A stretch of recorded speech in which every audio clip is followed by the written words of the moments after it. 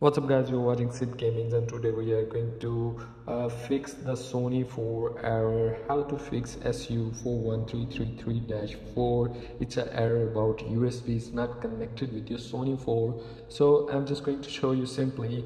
You go to the settings and go to the storage. Simply go to the settings.